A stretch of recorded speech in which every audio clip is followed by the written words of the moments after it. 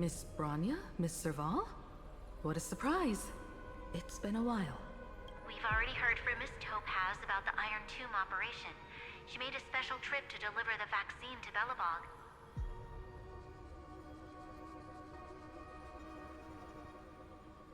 I can't believe the Express crew is at the eye of that storm. Is everything going smoothly? Don't worry, we're still following the plan step by step.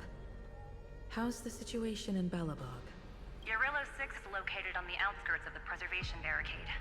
While it won't bear the brunt of the first wave, there's still a risk from the aftershocks.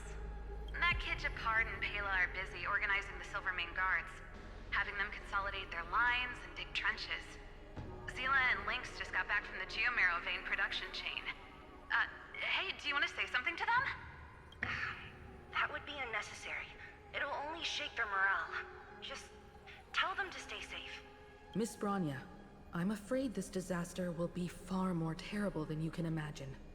Please, be sure to follow Miss Topaz's instructions and make thorough preparations. Of course. We have resealed most of the engine of creation beneath the ice to prevent the will of the preservation from becoming an accomplice to the destruction. Don't worry, Miss Himiko. Belobog is far more resilient than we imagined. We really wish we could help, but Urillo 6 has only just woken up from its hibernation. The Astral Express, standing at the forefront of disaster, is the hope for many ordinary civilizations across the universe. In the face of a massive catastrophe like this one, relatively smaller civilizations have never had many options. But that's exactly why we have a resolve that's second to none. If anything goes wrong... Miss Topaz, I hope you can help out and rescue the affected citizens. No problem. Also, didn't the Xianzhou sign a friendship agreement with Urillo 6 earlier? They won't stand by idly either. I appreciate your kindness, everyone. But Urillo 6 is our home. We will defend it to our last breath until the last Belobogian falls. Miss Bronya. May all civilizations that have made it this far on their own strength weather this crisis together.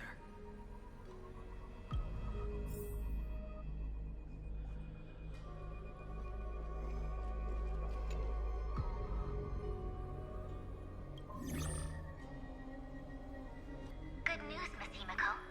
The 7 Arbiter Generals have reconsidered the current situation, and I'm here to relay their message.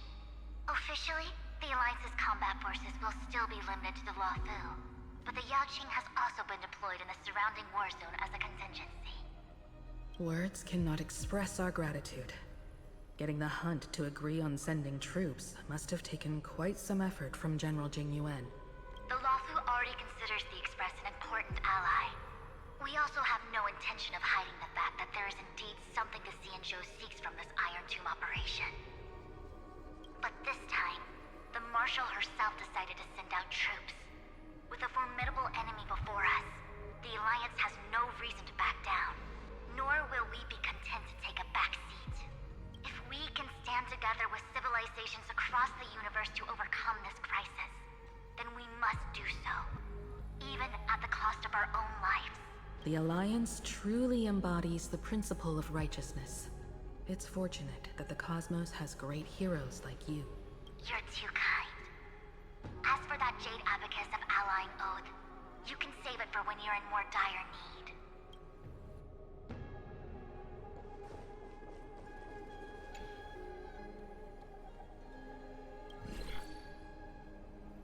I regret to inform you, Miss Himiko, that even the Strategic Investment Department is constrained when it comes to the Iron Tomb issue. And it would be difficult to meet the expectations of the Astral Express. However, Madam Jade instructed us to look after our nameless friends as much as possible. So let me offer you all a small suggestion, just from my personal perspective. Other departments at the IPC might also take this opportunity to extend an olive branch to you. When that time comes, I hope the Astral Express will remember that the 10 Stonehearts were willing to stand with the Trailblaze, even though we were in a difficult position. And more importantly, we were the only ones willing to do so. Sounds like a threat, doesn't it? But trust me, every word comes straight from the heart. Has the internal conflict within the IPC really gotten this bad? Everyone knows about the bad blood between Diamond and Oswaldo, but at least until now they've had an uneasy truce. Until the Lord Ravager Archforger caught the board's attention. I'll leave it at that, as it's confidential information. Hope you can understand. I understand. Our immediate priority is to address the Iron Tomb crisis. Let's hope for success from the start. This might help ease everyone's pressing concerns.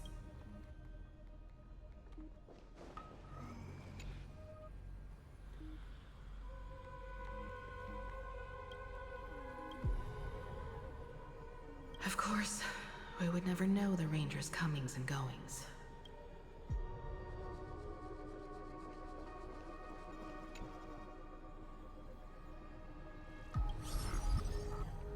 Miss Himiko, is that you? Yes? And you are Miss Robin. Yes. I apologize for not being able to respond during the meeting earlier. And even now I can only appear in disguise. On behalf of the Penaconian family branch, I extend my sincerest apologies to everyone. We tried to request aid from the family. We essentially received no response. I've heard about the internal conflicts within the family. Miss Robin, there's no need to apologize. Every bit of strength is precious at this moment. Thank you for understanding. The good news is, since you're one of the shareholders of Penacony, the family heads have agreed to allow me to lead all Asdanian tuners to the front lines. My charitable foundation will also do as much as possible to provide support in this battle. They'll ensure that proper arrangements are provided for those wounded on the front lines, and for residents in affected areas. Miss Robin, I'm beyond moved by your spirit of self-sacrifice. The Astral Express would also like to make a promise that we won't leave any companion behind.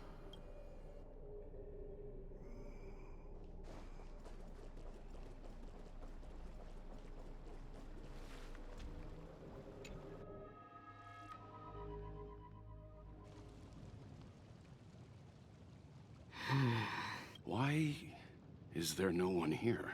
Everything in Akama seems normal. The New World was enjoying peaceful times not long ago. It seems it was even more recent than not long ago, Miss Himiko. The fruit on the table is freshly cut, and the bath temperature is just right. The remembrance tells me this place was bustling with people just moments ago. It's as if everyone vanished in an instant. Could this be Xandar's doing?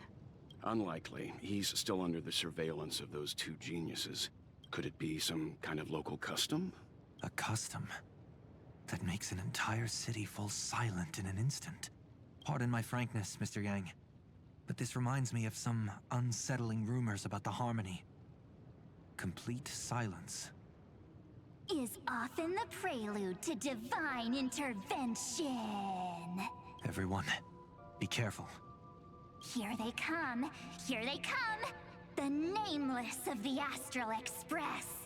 Evernight? How is this possible? She was already... We are the Chroniclers of Time, and we do not fade away. Finally, the last Era Nova has been completed. What did you do to the residents of the Holy City and the three Nameless? I didn't need to do anything. The remembrance will ultimately become the substance of the new world. Now, they are no longer the trailblazers you once knew, but gods who permeate heaven and earth. The 12 titans who guard Amphoreus. Stop fooling around, March. Come on out. What? Aw, I practiced so long for this. Getting seen through right away is just so embarrassing. You've obviously been learning from the theatrical culture in Amphoreus. But if possible, I'd prefer our reunion to be A bit more casual and laid back. As expected. I can't hide anything from Himeko and Mr. Yang. Well, long time no see. Guess I'm back? We should be the ones to say that. Sorry for keeping you waiting. So, these jellyfish are the Titan's power? They're just tiny manifestations of the Veil of Evernight, used for scouting and communication. If I went all out, I could summon way more of them. Thanks to her, we all turned into Titans in the New World. Sure, we can take on humanoid forms, but it feels off. How intriguing. So what does she look like now? It can't be a raccoon with a baseball bat, I suppose. Please don't add weird stuff to Amphoreus' lore. Just go see it with your own eyes. Follow the prophecy's guidance and come to Dawncloud. She looks way more majestic now than she used to.